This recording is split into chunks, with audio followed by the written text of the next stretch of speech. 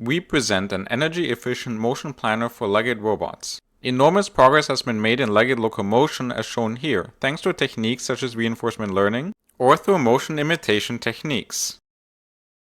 Energy efficiency has been less explored but is critical for increasing overall robot longevity and performance.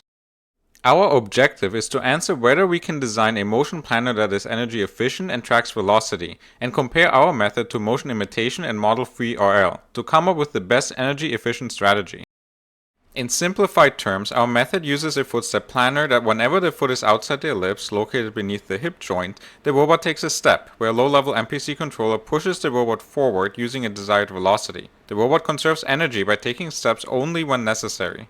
We show a 2D representation of these ellipses and the mathematical variables used in the paper. We want to find the ideal swing time, step height, robot height, and ellipse shape for each desired velocity that aims to minimize the cost of transport and maximize the manipulability measure. We can find these parameters analytically by iterating through all parameters for several seconds of locomotion or using RL through PPO. We summarize our overall planner in this flowchart. We now show our planner in simulation, where we do not make assumption on the contact sequence, which we call the free gait, or whichever foot is outside the ellipse will produce a footstep. We can easily constrain our planner to produce a trot gait. In other words, if one foot is outside the defined ellipse, this foot along with the diagonally opposing footstep are constrained to move at the same time. To test our planner for robustness, we validate it on hardware using a slippery surface.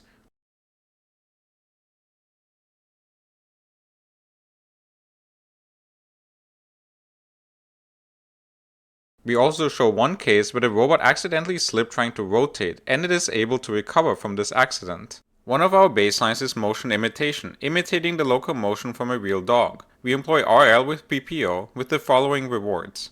Here's the reference motion and the results after training. Another baseline is the standard model-free RL implementation with the following rewards. As with the motion imitation baseline, we train on both flat and rough terrain to robustify our baselines. We now show our results comparing our method EEMP with the baselines for cost of transport, manipulability measure, and velocity tracking. We now revisit our objectives based on our results. First, we were indeed able to design an energy-efficient motion planner. We found that motion imitation did not yield energy-efficient motion. Perhaps motion from a high degree of freedom animals for lower degree of freedom robots may not be suitable.